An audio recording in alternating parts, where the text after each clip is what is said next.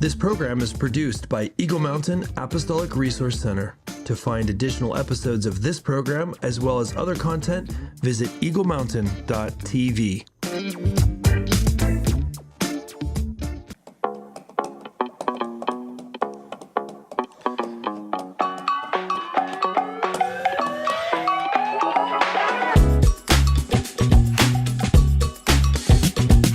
Hey everybody, welcome to Together We Build. My name is Mr. Sin. You apish, beast-eating abomination. Are you kidding me? Okay, here we go. What is a group of pigs called? A potluck? How are you doing there, Foxy? Finding out what you're doing after this show. Maybe we could go grab some drinks or something. What do you say? No, thanks.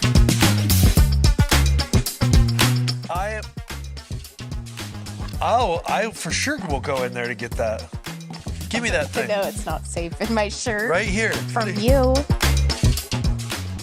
Hey everyone, welcome to Together We Build. My name is Chris Behnke and her name is Prudence O'Haire. That's me. That wasn't that exciting of an intro. It was medium. It was medium. Okay, this is part 2 of a amazing series that we're doing on mental health in the church, and I think it's super important actually. And this is part 2. So if you haven't seen part 1, watch this one first since you already started it, and then go watch the other one. You definitely want to do that. You can find the link in the show notes. You for sure should do that. So we're gonna dig into it, Prudence. But before we do that, do you need me to impress you with my vast knowledge again? Yeah. Okay, all right, I'm ready. I'm ready. Where are most of the U.S. gold reserves stored? Fort Knox. I'll check that in just a second. Okay. Let's just check it now. Yep, Fort Knox. The reserves that are no longer. What is that? An actual, It's a massive secured location where they store crazy stuff like gold. Huh. I didn't know that. I'm not sure where it is. I feel like it's in the Midwest. I'm looking it up right now. Okay.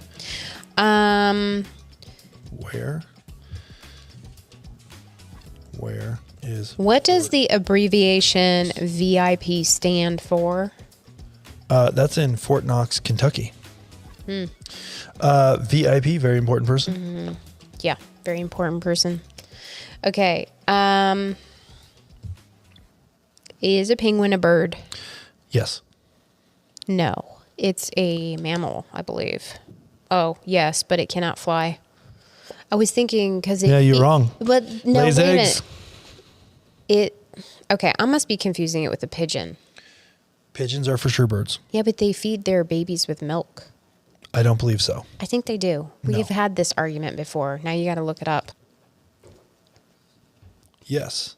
Pigeons do feed their young with nutritious white liquid called crop milk, which is similar to mammalian What milk, but not the color same. is the uppermost part of a rainbow? Oh, no idea. I think Purple? The bottom is the purple. and All the I can think blue. about is Taste the Rainbow. It's Was that got to Lucky be Charms? like yellow, right? Charms, Taste the Rainbow. What is Taste the Rainbow? Let's see. Taste It's red. the Red is the very top rung of a rainbow. slogan. Who is Taste the Rainbow? Name it. Oh, don't obviously. It's so know. obvious now that I said it. Oh my goodness. Yes, you do. You for sure know. What is the main? Wait, Taste the Rainbow. Who is it? Is it Trix? Skittles. Skittles. It's so obvious. It's so obvious. Okay, go ahead. What is the main objective of the Swiss Guard? Swiss Guard. Guard Swiss cheese, obviously. I actually feel like I should know, but I don't know. Yeah, I think we've known this before. To protect the Pope and the Vatican. Okay, that's ridiculous. What is the capital of India? Think meats.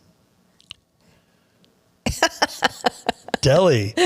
New Delhi. It's New Delhi. Yeah, Is the capital of India. obviously. Okay. Think.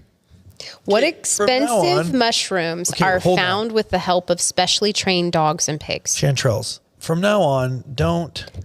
No, it's truffles. Oh, that's so obvious. Truffle hunters. Truffle Pigs. hunters. If you would have said specially trained pigs, I would have known because they have truffle hunting pigs. All right, let's move on to our topic. Chanterelles. What kind of stupid answer is that? It's obviously truffles. You know, some of these truffles, like black truffles, weird truffles, are worth like tons of money. I know. Like crazy. I don't know. Who would have thought that fungus would be that valuable? I don't know. Whenever I hear the word Well, I mean, fungus, who would have thought that rocks would be valuable? You mean like diamonds and rubies? And Yeah. Diamonds and rubies and emeralds and stuff. It's Okay. weird.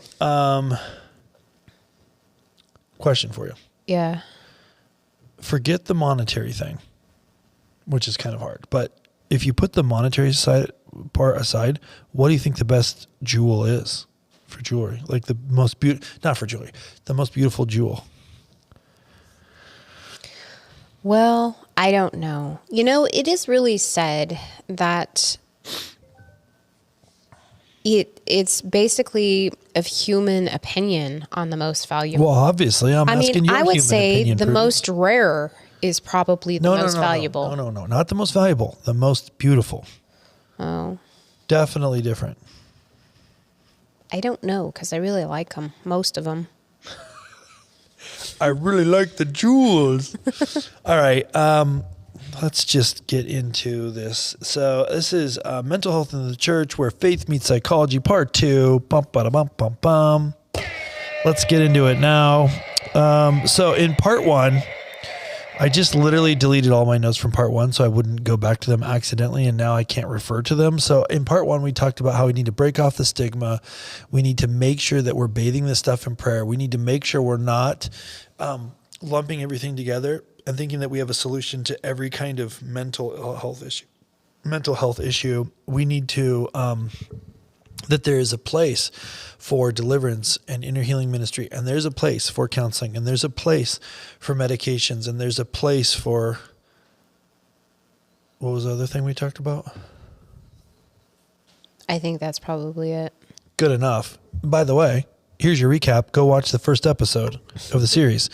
So let's just jump back into it, and let's just talk about the difference when you're having a difficult time, the difference of what it's like to have a community around you and what it's like to not have a community around you. I think this is also something you can speak to really well, because there's been seasons where we've gone through very difficult times and we've literally felt totally on our own, by ourselves, very lonely. And there's been times where we go through very difficult seasons and we've had loving, caring people that we know are there for us regardless, no matter what. Mm-hmm. So how does this tie in to mental health? What I'm saying is let's talk about the power, the effectiveness, and the importance of having a community around you to support you. That's what I'm going after. Oh, yeah.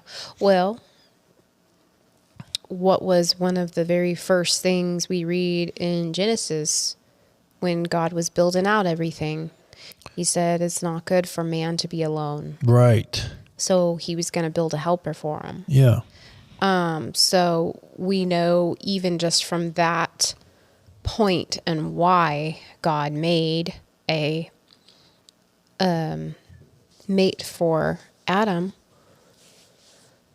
that God knew that we shouldn't be alone. We weren't designed to be alone. And when we feel alone, we feel alone. Yeah. And it's an ugly feeling, and it can do a lot of damage to us when we are isolated from people, especially people that are encouraging and know who the Lord is. I mean, there's a big difference. Mm-hmm. You don't want to just go out and find anyone just because you're lonely. It's really better to be alone than to have bad company, in my opinion. And I think that that's probably something we can find in scripture too. Yeah. So, finding people that are healed and whole and set upright is important to be around those kinds of people. And speaking from, our experience, I know there's been these seasons where we've gone through this stuff. how important has it been for you For to have a community of people that you know are there for you versus being alone? So it's not always just easy to just go out and find buddies and to find friends. I mean, we'd like to think that it is, but the truth is that it takes time to develop relationships. And if you can find a community of believers where it goes faster because the people there are definitely healed and there for you without a lot of time in between, you found a real treasure. Mm-hmm. But the truth of it is, and I think all of us know this, is that it takes a lot of time and effort to build out relationships where we can feel safe enough to call them or text them when we're having trouble. And would you also say, I mean, I feel like this is true, but would you also agree with this, Prudence, that doesn't happen by accident? No. It doesn't happen by accident. We have to do these things on purpose, and we have to actively go after relationships. A lot of relationships just don't find us. And I mean, I have experienced periods of my life where I've gone after relationships after relationship after relationship, and it seemed to just fall flat.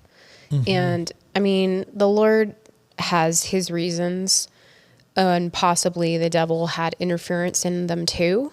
It's just, it just really drove me deeper into holding on to the Lord even more so, because he became my go-to when I was feeling poor about it or bad about it, you know.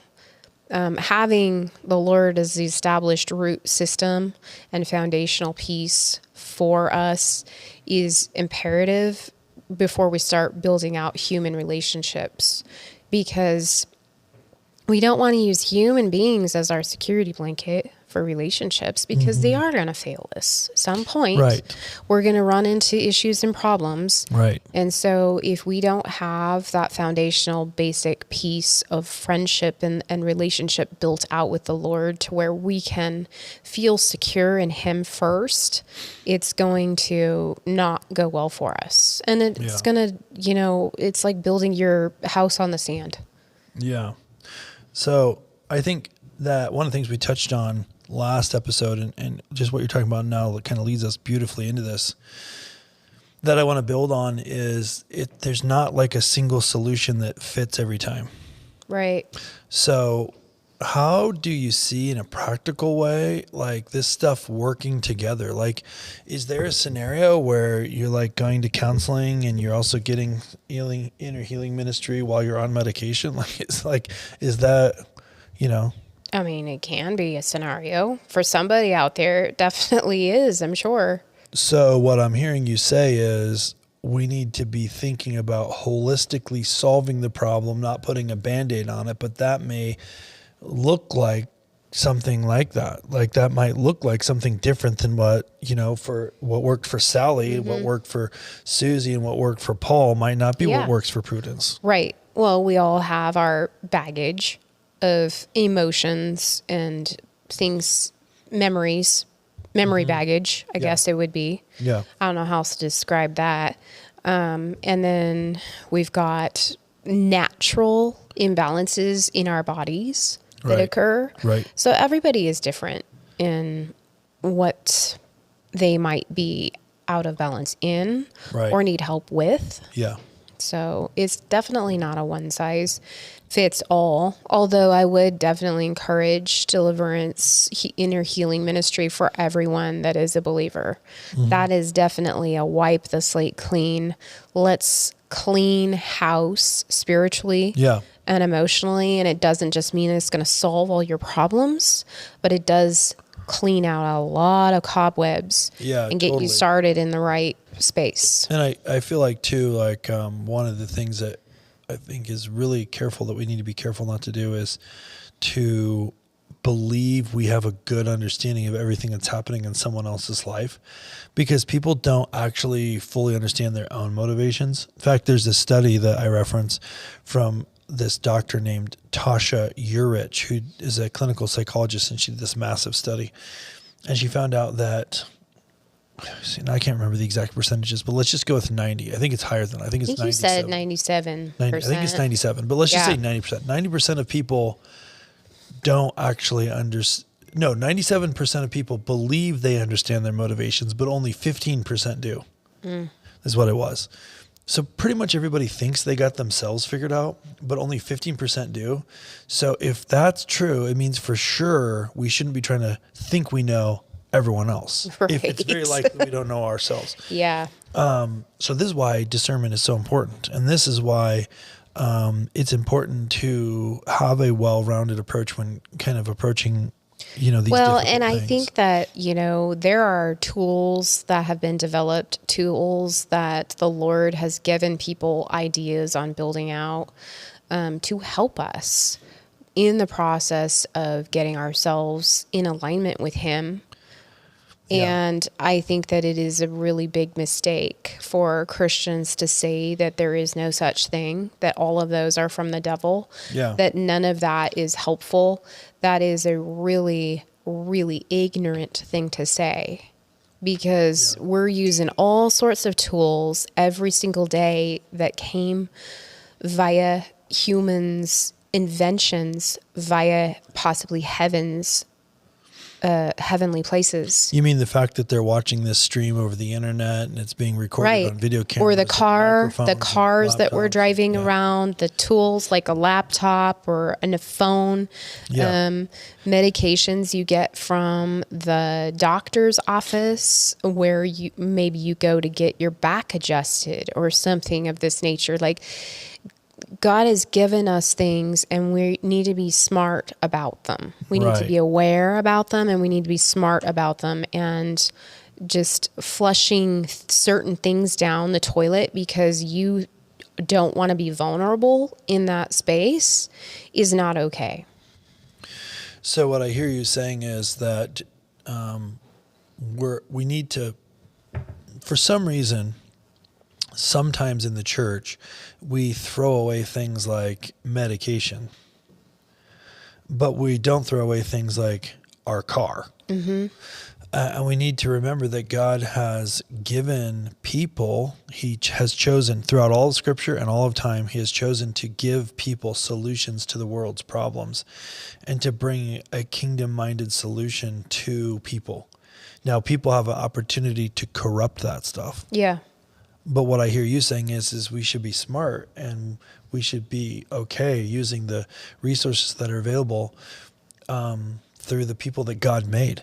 Right. But at the same time, we should also recognize that He is the healer and He wants to heal us and He's not too busy to heal us. Mm-hmm. I think that we can get really religious about some of these things. I mean, making statements like, I don't go to the doctor. The Lord is my healer. Like, what, you think you're going to get like a bonus in heaven because you didn't go to the doctor? Well, and here's the thing I would say to that. By the way, I believe in supernatural healing, and I believe you don't always end up needing to go to the doctor. Okay. So I 100% believe in that. But here's the thing. What if God specifically designed somebody named Ted to be this amazing physician to help solve your problem? And you're rolling around with the problem, complaining that God hasn't healed it yet, but He actually made Ted to help you with this. Right. You see what I'm saying? Yeah. Yeah, I see what you're saying. So how do we make sure we don't do that in a church where we're trying to figure all this out? Mm-hmm. Yep. We got to leave a lot of space for the Lord and His discernment, and, try to hear and listen and be smart about it. I think it's just, we take things too far sometimes. And, a lot of times. When you say we take things too far, what do you mean specifically? Well, we take things too far in a direction of extremism where maybe we shouldn't be doing that. Right. So. Yeah. And there is help that God designed out there in the ways of people able to help you with stuff, but not all the methods is something maybe He's approved of. Right. So we got to be careful about that too. Right. Yeah. But just like with anything, it's just with anything. Yeah. We all need to be running around with our discernment caps on. We should for sure get some merch, a discernment cap. Okay, I'm making a note of that right now. I'm making a note. Okay, I actually have a merch. Okay, merch. Merch ideas. Okay. A hat. Here we go. Adding it right now. A cap that says discernment.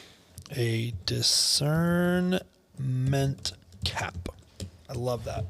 So speaking of discernment caps, I think one of the most powerful tools the enemy uses to facilitate this kind of unhealthy mental scenarios is shame and guilt. Because what happens is something goes wrong, and then we start feeling shame for it, and then we start feeling like God doesn't really want to heal us, and then we start feeling like it's not worth it to go to the doctor, to get the deliverance, to get counseling. It's like it's not worth it. We're not worth it. Yeah. We should just, what do they say? Suck it up, buttercup. Yep. And deal with it. Mm-hmm. There's no crying in baseball. I don't know. I didn't play baseball, so I don't know if there's crying. That's a movie reference, babe. How do we do a better job facilitating a kingdom approach to this stuff in the church and with the people we care about? Well, I think really talking about our own stories and our own testimony of us figuring a lot of these things out ourselves is really helpful and important, because it's not really something that we like to. Well, I think there's two different schools of thought on showing that we have problems with shame or guilt or, some of those other unpleasantries. Some of us are more than willing to just display them all the time, and we actually use them as kind of a badge in sense. Where we use guilt as a badge? Yeah, it's just like, oh, look how holy I am. I'm so poor in the spirit. It's just, I am really getting some stuff in heaven. I know it because I'm such a humble person, and I'm just so broken, and I'm just a sinner saved by grace, and just look at all this junk that I'm carrying. Isn't it great? They call that worm theology. Yeah. Bad. So when we see that, I guess one question is, when we see that happening either in ourselves or the people we care about, what do? Just call it out? Throw a book at them? Is that hit them in the head with the 1,200 words you should know? The scripture says that my sheep know my voice. That kind of junk is not the Lord's voice. You're saying we should recognize the non-Lord in that. Yes, we should. And, we can't make people do anything they don't want to do. You can talk to them until they're blue in the face, but they are not going to do what they don't want to do. That is so unbelievably true. So, I think really asking pointed questions of people that are in that space and having them answer those own questions is probably the best way to help people to start seeing that they're in a place where they shouldn't be. Yeah. And that there is hope to come out of that, because I think another problem with the church is that we think that this is all normal. What's all normal? That mindset of shame, of guilt, of feeling ugly, just all of these nasty negative things. We think that this is normal. Right. We think that the only thing that's involved with becoming saved is that we got saved. Like a ticket. Yeah. We're not aware that we are called into health. We're not. Talk about that called into health thing. We are called to be healthy and whole. Yeah. He came to give us abundant life. How are you going to have abundant life if you're running around with all of that junk behind you? It's definitely not very efficient. No, it's not efficient. And nobody wants what you have, because it's not any different than the world. So we're called to be different. Mm-hmm. We're called to be cleaned up. Yeah. And that doesn't just happen when you get baptized. A city set on a hill doesn't seem like worm theology to me. We're called to be a city set on a hill. Yeah, nobody wants to be a worm. Like, I don't want to be a worm. No, you don't, Prudence. So anyway, I'm not sure if we're getting derailed here or not. No, but we're not. This is dead on, because here's why. Here's why. I think one of the most important things we need to understand is that God actually wants us to be healthy. Yes. And because once we have that understanding. And we're not talking about just biceps here. We're talking about emotional health is just very important. Once we believe that, which is true, by the way, it's true. Mm-hmm. Once we believe that, got it? Once we understand the truth of that, then we have the next step, which is, well, how do we get healthy? Yes, exactly. But there is you brought definitely this up in the last episode. What did Jesus say to the guy with the mat? He said, "Get up and walk. Roll your mat up and go." Yeah. It wasn't like he asked him to participate, which what I love about the way Jesus did his miracles is he often, not always, but he often had them do stuff. Yeah, and he did. He didn't have them do the same thing every time. I think he very purposefully does not want us to try to figure out formulas and employ them. Well, wants it to be about let the me tell you relationship. that I believe that he did that so the devil couldn't copy him. Because the devil is a copycat. The way that he does all of his little spells, incantations, the way that he goes about, the demonic goes about healing people. And yes, there is power in that. Mm-hmm. They do have ways of imitating healing. Oh, yeah. Okay. So this is all true stuff. But if you watch the way that the devil does stuff, it's always very much the same way. Yeah. So with all that said, here's where I want to go in the remaining 5 minutes and 7 seconds that we have. We say this all the time. I say this all the time in training, in schools, and sermons and everything.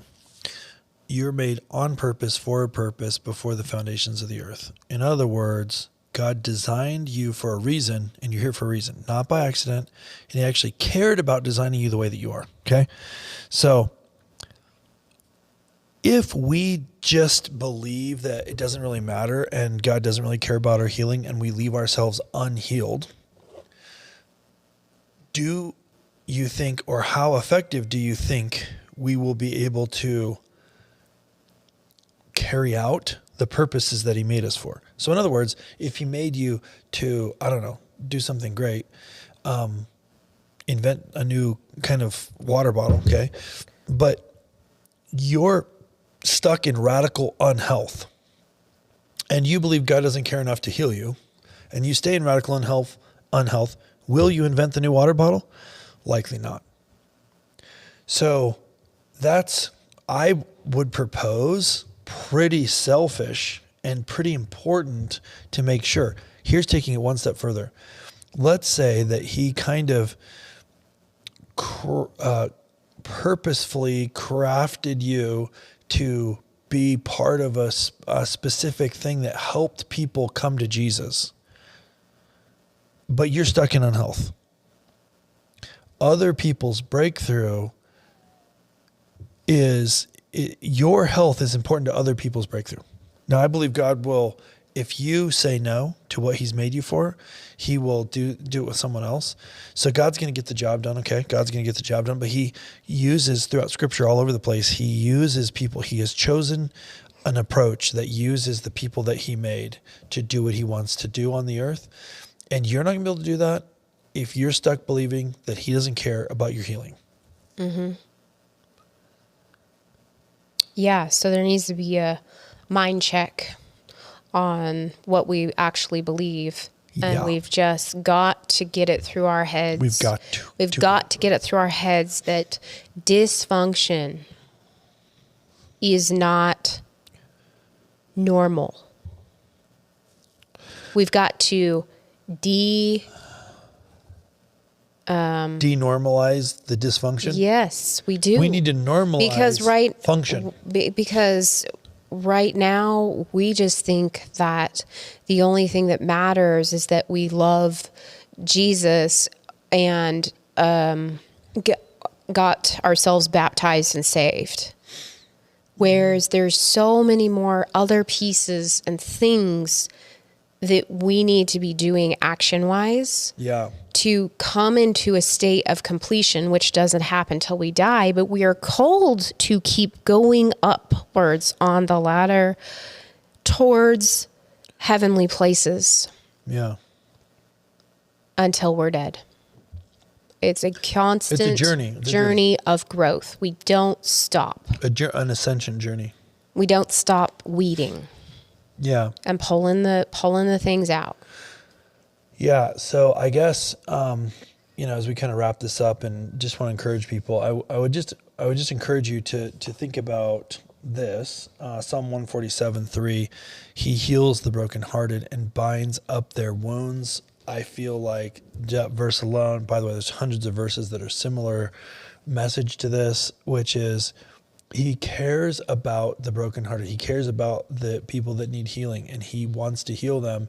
And just like you said, Prudence, he wants to partner with us in that healing, and he wants us invested in that healing, and he wants us to work with him in stepping into what he has for us. So you're worth it is one of the messages that you need to hear. You're worth it. You're worth the effort it takes to go through the healing. But at the same time, we need to be smart about it, and we need to not try and think that we've got it all figured out. And we need to have good discernment, and we need to do the hard things. By the way, this is hard work. Oh, yes. Yes, it is. It is hard work, but it is probably the most rewarding work you'll ever do, because it opens up so many places and spaces that you didn't know you could go. That's why so many of us don't do it, is because it's hard work. Yeah. Don't be lazy. Prudence says, don't be lazy. And don't be selfish. Don't be lazy, don't be selfish. Sometimes the most unselfish thing you could do would be to do the hard work of healing. Yeah, it's very unselfish. So, by the way, you benefit from it. Mm-hmm. So it's a double bonus. So, I'm super passionate about this, because I feel like it's one of the most pressing issues that we have today. And I think as we try to figure out how to make the bride what it's supposed to be, the church, what it's supposed to be, who we are, what we're supposed to be, how God really intended us for we need to be bold about this stuff. We need to really be strong about it. So I would just encourage you in that area. I think this is super important. And you know that when you've got, a massive percentage of the population in our country alone that is using, depression, anxiety medication, things like this, that it's a really effective, powerful tool the enemy's using. So we need to be wise about that. We need to tackle it head on. And I just cannot encourage you enough to do the hard work, to do the deliverance, to do the hard work, to go through what is needed. So you can find a ton of amazing resources over at Eagle Mountain. So if you go to eaglemountain.global, you'll find a few things. The first thing you'll find is this show is produced by Eagle Mountain TV. So you can find other amazing shows like this show. You can find that there. You can also find, there's a button that you can find if you click on resources, probably, I think that's where it is, that says Eagle Mountain Transformation Center. We have an amazing inner healing transformation center here at Eagle Mountain. And I'm telling you, we've done a lot of work in this area. We've gone through a full intensive deliverance and have done a lot of inner healing work, and truly is one of the most important things that I believe every Christian should be doing, actually. So there's resources there for you. Definitely check that out. Also, if you just stumbled on this, first of all, go watch the first episode of this 2-part series. Secondly, we're in the middle of season 4 of this show called Together We Build, and that's what this is, with Chris and Prudence. And you can find all the other episodes over on our website, chrisandprudence.com. You can find everything else we're doing from our ministries. She's an author, produces music. I'm an author. We have the Human Nexus, tons of stuff that God has called us to do. You can find out about all of those things at chrisandprudence.com. Highly recommend that you check that out. And last thing I'll say is you owe it to yourself and the people around you, the people that care about you and that you care about, to press into these issues and get after the healing. It's worth it. You're worth it. They're worth it. So I would encourage you to do that. Anything else that you got to say, Prudence? Oh, I think you wrapped it up great. Okay, then we're going to end on the cheers button. Oh. We'll see you later. We'll see you on the next episode. See you around.